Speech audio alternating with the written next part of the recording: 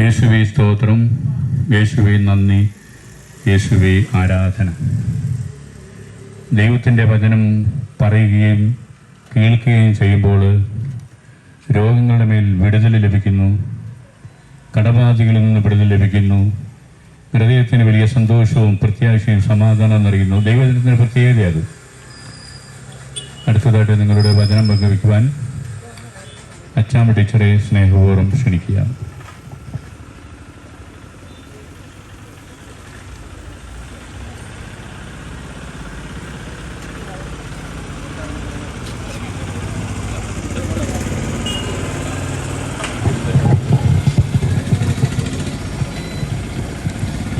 തീക്കുനിയിലുള്ള എൻ്റെ പ്രിയ സഹോദരി സഹോദരന്മാരെ, ദൈവം നിങ്ങളെ ഒത്തിരിയധികം സ്നേഹിക്കുന്നു. അതുകൊണ്ടാണ് ഈ സായാഹ്ന സമയത്ത് ഞങ്ങളിവിടെ ദൈവത്തിൻ്റെ വചനം അഥവാ ദൈവത്തിൻ്റെ സ്നേഹം നിങ്ങൾക്കുമായി പങ്കുവെക്കുവാൻ ദൈവം ഇന്ന് അനുവദിച്ചിരിക്കുന്നത്. ഈ ദേശത്തെ മുഴുവനും കർത്താവിൻ്റെ സംരക്ഷണത്തിൽ സമർപ്പിച്ചുകൊണ്ട് എല്ലാവരെയും ദൈവം അനുഗ്രഹിക്കട്ടെ എന്ന് പ്രാർത്ഥിച്ചുകൊണ്ട് ഞാൻ തുടങ്ങുന്നു. 2000 വർഷങ്ങൾക്ക് മുമ്പ് യേശു ക്രിസ്തു ഈ ലോകത്തിലേക്ക് വരികയും ഈ ലോകത്തിൽ 33 വർഷം ജീവിച്ച് 3 വർഷം പരസ്യ ജീവിതവും കാഴ്ചവെച്ച് ഈ ലോകത്തിൽ നിന്നും കുരിശുമരണം വഴി മരിച്ച് സ്വർഗത്തിലേക്ക് എടുക്കപ്പെടുകയും വീണ്ടും അവിടുന്ന് പറയുന്നു, ഞാൻ നിങ്ങളെ അനാഥരായി വിടുകയില്ല, ഞാൻ നിങ്ങളോട് കൂടെ ഉണ്ടായിരിക്കുമെന്ന്. ഈ യേശു ക്രിസ്തു ഇന്നും ജീവിച്ചുകൊണ്ട് നമ്മുടെ ഇടയിലുണ്ട്, ഇവിടെയുണ്ട്. യേശു ക്രിസ്തുവിൻ്റെ ആ സ്നേഹത്തിൻ്റെ സന്ദേശമാണ് ഞാനിവിടെ പറയാൻ പോകുന്നത്. യേശു പരസ്യ ജീവിത സമയത്ത് എല്ലാ പാപികളെയും സ്നേഹിച്ചുകൊണ്ട് എല്ലാവർക്കും നന്മ ചെയ്തുകൊണ്ട് കടന്നുപോയി. അവിടുന്ന് അന്ധർക്ക് കാഴ്ച കൊടുത്തു, ബധിരർക്ക് കേൾവി കൊടുത്തു, കുഷ്ഠരോഗികളെ സുഖപ്പെടുത്തി, അനേകം തളർവാദ രോഗികളെ അവിടുന്ന് എഴുന്നേൽപ്പിച്ചു. മഹോദര രോഗമുള്ളവരെയും മറ്റസുഖത്താൽ കഷ്ടപ്പെടുന്നവര് കുഷ്ഠരോഗികളെയും അവിടുന്ന് സുഖപ്പെടുത്തി. അവിടുന്ന് മരിച്ചവരെ ഉയർപ്പിച്ചു. മരിച്ചതിന് ശേഷം 4 ദിവസത്തിന് ശേഷം ലാസർ എന്ന മകനെ അവിടുന്ന് ഉയർപ്പിച്ചു. ഇങ്ങനെ ഓരോ മനുഷ്യരുടെയും ആവശ്യമനുസരിച്ച് അവരുടെ വേദനകളിലേക്ക് ഇറങ്ങിച്ചെന്നുകൊണ്ട് അവിടുന്ന് സുവിശേഷമായി സ്നേഹമായി നമ്മുടെ ഇടയിലൂടെ അവിടുന്ന് സഞ്ചരിച്ചു. ഈ യേശുനാഥൻ്റെ സ്നേഹത്തെക്കുറിച്ചാണ് ഞാനിവിടെ പറയാൻ പോകുന്നത്. നിങ്ങൾ ഇന്ന് വളരെയധികം വേദനിക്കുന്ന ഒരു വ്യക്തിയാണോ? മാനസികമായും ശാരീരികമായും തളർന്ന ഒരാളാണോ നിങ്ങൾ? എങ്കിൽ നിങ്ങൾ യേശു ക്രിസ്തുവിൻ്റെ സ്നേഹത്തിലേക്ക് കടന്നു വരിക. അവൻ നിന്നെ ആശ്വസിപ്പിക്കും. ഏതവസ്ഥയിലാണേലും, പാപത്തിൽ പെട്ടുപോയാലും അഥവാ നമ്മൾ പുണ്യത്തിലാണേലും, ഏതവസ്ഥയിലാണേലും യേശു ക്രിസ്തു ഇന്ന് നമ്മളെ സ്നേഹിക്കുന്നു. ആ സ്നേഹം ഒരിക്കലും അസ്തമിക്കാത്ത സ്നേഹമാണ് ദൈവത്തിൻ്റെ സ്നേഹം. നമ്മുടെ കുടുംബങ്ങളിൽ നമുക്ക് മാതാപിതാക്കന്മാരും സഹോദരങ്ങളും ഒക്കെയുണ്ട്. എന്നാൽ അവരുടെയൊക്കെ സ്നേഹം താൽക്കാലികമാണ്. യേശു ക്രിസ്തു എന്ന വ്യക്തി ഒരു നാളും നമ്മളെ കൈവിടാതെ അഗാധമായി സ്നേഹിച്ചുകൊണ്ട് നമ്മുടെ ആവശ്യങ്ങളിലേക്ക് കടന്നു വരുന്നു. ഇന്ന് വേദനയിലും രോഗത്തിലും ദുഃഖത്തിലും അകപ്പെട്ട് വേദനിച്ചുകൊണ്ട് നടക്കുന്ന ഓരോ മക്കളോടും യേശു പറയുകയാണ്, നിങ്ങൾ എൻ്റെ അടുത്ത് വരുവിൻ, ഞാൻ നിങ്ങളെ ആശ്വസിപ്പിക്കാമെന്ന്. ഇന്ന് ആത്മഹത്യയ്ക്കും അതുപോലുള്ള മരണചിന്തയോടെ നടക്കുന്ന അനേകം മക്കള് നമ്മുടെ അടുത്തുണ്ട്. അവരോടൊക്കെ ഒന്നേ പറയാനുള്ളൂ, യേശുവിൻ്റെ അടുത്തേക്ക് വരിക. അവൻ നിങ്ങൾക്ക് സമാധാനം തരും. അവൻ നിങ്ങളുടെ രോഗസൗഖ്യമാണ്. യേശുവല്ലാതെ മറ്റൊരു ദൈവമില്ല.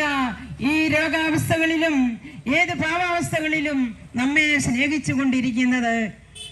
ഇന്ന് നമ്മുടെ ഇടയിൽ, നമ്മുടെ കുടുംബങ്ങളിൽ, നമ്മുടെ വ്യക്തിബന്ധങ്ങളിൽ, അതുപോലെ നമ്മുടെ കൂട്ടായ്മകളിലൊക്കെ ഇന്ന് എത്രയോ സ്നേഹമില്ലാത്ത അവസ്ഥയാണ് നമുക്ക് കടന്നു പോകുന്നത്. ഈ അവസ്ഥകളിലേക്ക് ഒരു മാറ്റം വരണമെങ്കിൽ നിങ്ങൾ യേശുവിൻ്റെ പ്രബോധനങ്ങൾ വായിക്കുകയും ആ കൽപ്പനകൾ അനുസരിച്ച് ജീവിക്കുകയും ചെയ്താൽ പരിശുദ്ധാത്മാവ് നിങ്ങളിൽ വന്നു കഴിയുമ്പോൾ നിങ്ങൾ ശക്തി പ്രാപിക്കും. നിങ്ങൾ എങ്ങനെയാണ് ജീവിക്കേണ്ടതെന്നും ഏത് തരത്തിലാണ് നിങ്ങൾ പ്രാർത്ഥിക്കേണ്ടതെന്നും പരിശുദ്ധാത്മാവ് നിങ്ങളെ പഠിപ്പിക്കും. ഇങ്ങനെ പരിശുദ്ധാത്മാവിന്റെ അഭാവം മൂലമാണ് ഇന്ന് ഈ ലോകത്തിൽ എല്ലാ സമാധാനത്തിന്റെയും കാരണം. കർത്താവായ യേശുവിലേക്ക് തിരിയുക. ഈ എല്ലാത്തിനും സമാധാനം ബൈബിൾ എന്ന ഈ പുസ്തകത്തിൽ അവിടുന്ന് എഴുതി വെച്ചിട്ടുണ്ട്. അവിടുന്ന് വചനമാണ്. വചനമായ യേശുവിനെ നിങ്ങളൊന്ന് വായിച്ചു നോക്കുക. അതിനകത്ത് നിങ്ങൾക്ക് ഓരോരുത്തർക്കും ആവശ്യമായ കാര്യങ്ങളാണ് എഴുതി വെച്ചിരിക്കുന്നത്. ഒരു സാമ്പത്തികമായ ബുദ്ധിമുട്ടാണോ, കടബാധിതയാണോ, രോഗാവസ്ഥയാണോ, അനാഥത്വമാണോ, എന്താണെങ്കിലും ആ അവസ്ഥയിലേക്കെല്ലാം നിങ്ങൾക്ക് ആവശ്യമായ തിരുവചനം ഈ ബൈബിളിൽ എഴുതി വെച്ചിട്ടുണ്ട്. ഇത് നിങ്ങൾ ഒരു പ്രാവശ്യമെങ്കിലും വായിക്കുക. ഇതിനകത്ത് എഴുതിയിരിക്കുന്ന ആ കാര്യങ്ങൾ നിങ്ങളുടെ ഏതവസ്ഥയിലേക്കും മാറ്റം വരുത്തുവാൻ കഴിവുള്ളതാണ് ഈ ബൈബിൾ. ഈ ബൈബിളിലെ എല്ലാ കാര്യങ്ങളും ഈശോ പരിശുദ്ധാത്മാവിന്റെ നിറവിൽ വായിക്കുമ്പോഴാണ് നമുക്കത് അനുഭവമായി മാറുന്നത്. നമ്മളുടെ ജീവിതം ഈ കുറച്ചു കാലം നമ്മൾ ഈ ഭൂമിയിൽ ജീവിച്ചിട്ട് നമുക്ക് ഇവിടെ മാത്രമല്ല ജീവിതം, നമുക്കൊരു വലിയ ജീവിതമുണ്ട്, നിത്യാനന്ദം. ആ ജീവിതത്തിലേക്ക് പോകുമ്പോൾ നമ്മൾ സ്വർഗമെന്നും നരകമെന്നുമുള്ള രണ്ടവസ്ഥയുണ്ട്. ആ സ്വർഗത്തിലേക്ക് പോകണമെങ്കിൽ ഈ ഭൂമിയിൽ നമ്മൾ ജീവിക്കുമ്പോൾ ഇവിടെ സ്വർഗം നൽകുന്നവർക്ക് മാത്രമേ അവിടെയും സ്വർഗമുണ്ടാവുകയുള്ളൂ. നമ്മൾ ഇവിടെ കലഹിച്ചും ബഹളമുണ്ടാക്കിയും മറ്റുള്ളവരെ ഉപദ്രവിച്ചും ജീവിച്ചാൽ നിത്യാനന്ദത്തിലും നമുക്ക് നരകം മാത്രമായിരിക്കും ഉണ്ടാകുക. നമ്മൾ പറയും 100 വയസ്സ് വരെ ജീവിച്ചാൽ അതൊരു വലിയ ദീർഘായുസ്സാണെന്ന്. എന്നാൽ ഒരു സമുദ്രത്തിലെ ജലത്തിൽ ഒരു തുള്ളി വെള്ളം പോലെയാണ് ഈ ലോകത്തിലെ ജീവിതം, അത്രയുള്ളൂ. എന്നാൽ സ്വർഗത്തിൽ നമ്മൾ എത്തിക്കഴിഞ്ഞാൽ കണ്ണു കണ്ടിട്ടില്ലാത്തവയും കാത് കേട്ടിട്ടില്ലാത്തവയും ഹൃദയം അറിഞ്ഞിട്ടില്ലാത്തതുമായ വലിയ സന്തോഷം അതൊരിക്കലും നമുക്ക് നഷ്ടപ്പെട്ടു പോകാതെ എത്രയോ ദിവസങ്ങളെന്നോ യുഗങ്ങളെന്നോ അതിന് അവസാനമില്ല. ആ നിത്യാനന്ദത്തിൽ നമ്മൾ ആയിരിക്കുവാനാണ് ഇന്ന് ഈ ലോകത്തിൽ നമ്മൾ ജീവിച്ചുകൊണ്ട് നന്മ ചെയ്തുകൊണ്ട് ജീവിച്ച് നമുക്ക് നിത്യാനന്ദ സ്വർഗത്തിൽ എത്തണം. എന്നാൽ മറ്റുള്ളവരെ ഉപദ്രവിച്ചുകൊണ്ടും മറ്റുള്ള സ്വത്ത് സമ്പാദിച്ചുകൊണ്ടും എങ്ങനെയും വെട്ടിപ്പിടിച്ച് എനിക്ക് മാത്രം ജീവിക്കണം, ഞാനും എൻ്റെ കുടുംബവും ബാക്കിയുള്ളവരെ ഒന്നും ദർശിക്കാതെ ജീവിക്കുന്ന അനേകം മക്കളുണ്ടാകും. അവരോട് കർത്താവ് പറയുന്നു, ഇന്ന് നിന്റെ ആത്മാവിനെ ഞാൻ തിരികെ വിളിച്ചാൽ നീ തുരുക്കൂട്ടിയിരിക്കുന്ന ഈ സ്വത്ത് മുഴുവൻ ആരുടേതാകും? കർത്താവിൽ നിങ്ങളോട് പറയട്ടെ, നമ്മൾ അനാവശ്യമായിട്ട് ഉണ്ടാക്കുന്ന സ്വത്തുകൾ, മറ്റുള്ളവരെ കളിപ്പിച്ചും വെട്ടിച്ചും ഒക്കെ ഉണ്ടാക്കുന്ന സ്വത്തുകൾ, അതുപോലെ എല്ലാ സാഹചര്യങ്ങളും നമ്മൾ ഇന്ന് നമുക്ക് അനുഭവിക്കാൻ വെച്ചുകൂട്ടുന്നു. എന്നാൽ ഇന്ന് രാത്രി ഭോഷനായ ധനികനോട് കർത്താവ് പറഞ്ഞതുപോലെ, ഇന്ന് നിന്റെ ആത്മാവിനെ ഞാൻ തിരികെ വിളിച്ചാൽ നീ ഇന്ന് ഇവിടെ സ്വരുക്കൂട്ടിയിരിക്കുന്ന ഈ സ്വത്തുക്കൾ മുഴുവൻ ആരുടേതാകും? നമ്മൾ ഈ ഭൂമിയിലേക്ക് വന്നപ്പോൾ വെറും കൈയോടെയാണ് വന്നത്. നമ്മൾ തിരിച്ചു പോകുമ്പോഴും നമ്മൾ വെറും കൈയോടെയാണ് പോകുന്നത്. എൻ്റെ പ്രിയപ്പെട്ട സഹോദരരെ, ഈ നമുക്കുണ്ടാകുന്ന എല്ലാ ധനത്തിൻ്റെയും ഒരു വീതം നമ്മുടെ ദരിദ്രം അനുഭവിക്കുന്നവർക്ക്, സഹായം അനുഭവിക്കുന്നവർക്ക് കൊടുക്കേണ്ടതാണ്. നമ്മൾ വിചാരിക്കും നമ്മളും നമ്മുടെ മക്കളും നമ്മുടെ കുടുംബവും സുഖമായിട്ട് ജീവിക്കണമെന്ന്. എന്നാൽ കർത്താവായ യേശു ക്രിസ്തു പറയുന്നു, നിന്നെ പോലെ നിന്റെ സഹോദരനെയും സ്നേഹിക്കുക. അതാണ് യേശു ക്രിസ്തു ഇന്ന് ഈ ബൈബിളിലുടനീളവും നമ്മളോട് പറയുന്നത്. നിന്നെ പോലെ നിന്റെ അയൽക്കാരനെ സ്നേഹിക്കുക. എങ്കിൽ മാത്രമേ നമുക്ക് മരിച്ച നിത്യാനന്ദത്തിൽ സ്വർഗഭാഗ്യത്തിൽ ആയിരിക്കുവാൻ സാധിക്കുകയുള്ളൂ. എന്നാൽ ഇവിടെ മറ്റുള്ളവരെ ഉപദ്രവിച്ചും വഴക്കുണ്ടാക്കിയും കലഹിച്ചും വെട്ടിപ്പിടിച്ചും ഉണ്ടാക്കുന്ന സ്വത്തുമൊക്കെ ഉണ്ടാക്കി നമ്മൾ വെറും കൈയോടെ മരിച്ചു പോകുമ്പോഴും നമ്മൾ നിത്യാനന്ദ നരകത്തിലാണ് പെട്ടുപോകുന്നതെങ്കിൽ എൻ്റെ പ്രിയപ്പെട്ട സഹോദരരെ, ആ ഭാഗം നമുക്കൊന്ന് ചിന്തിക്കാൻ പോലും പറ്റുകയില്ല. അവിടെ രാത്രി മാത്രമേ ഉള്ളൂ, പകലില്ല. ഒരിക്കലും അസ്തമിക്കാത്ത ഇരുട്ടിൽ, കെടാത്ത തീയിൽ, ചാകാത്ത പുഴുക്കളെ പോലെ മനുഷ്യാത്മാക്കൾ നിരന്തരം അവർക്ക് അവസാനമില്ലാതെ വരുന്ന ഒരു അവസ്ഥയിലേക്ക് നമ്മൾ പോകും. സത്യമായിട്ടും സ്വർഗവും നരകവും ഉണ്ട്. നമ്മൾ ഈ ലോകത്തിൽ നമ്മൾ ഏത് ജാതി മതത്തിൽപ്പെട്ടവരാണേലും ഒരു പുനർജീവിതം നമ്മൾ പറയുന്നുണ്ട്. അത് സ്വർഗവും നരകവുമാണ്. എന്നാൽ സ്വർഗത്തിൽ നരകത്തിൽ പെട്ടുപോയാൽ നമ്മൾ ഒരിക്കലും അവിടെ നിന്ന് നമ്മൾ രക്ഷപ്പെടുകയില്ല.